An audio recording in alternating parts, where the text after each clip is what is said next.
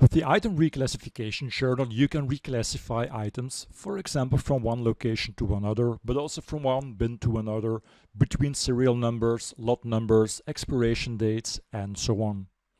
So let's make a simple example. So I will go to the search function and search for item reclassification journals. And here you can see what an item reclassification journal is basically all about. So reclassifying is going from something to something new. So from a location to a new location, from a department to a new department, and so on.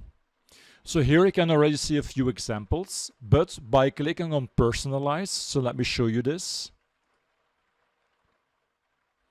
And then by clicking on add field,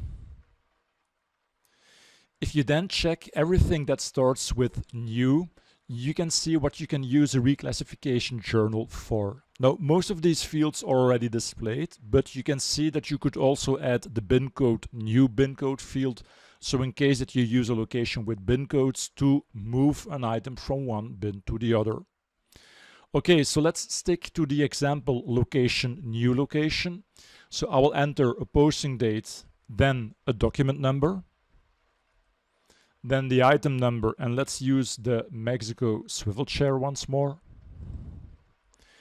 And I would like to reclassify one unit from location east to location main. There we go. And that's basically it. So that's the only thing that you need to do. So now by clicking on post, print, and then select post, I can post the item reclassification journal line. And let's quickly check the results. So I will go to items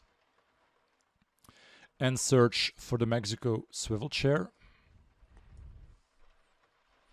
And you can see that, and that's quite obvious, that we still have 8 units in stock, because the reclassification journal will never change the number of units that you have on stock. But what did change is that we now have 1 unit less in location east and 1 additional unit in location main. And you can see that if you post a reclassification journal, the item ledger entries get the entry type transfer. So that's one way of transferring items in Business Central, but there's another one by using transfer orders, and that's covered in the learning path on multiple locations.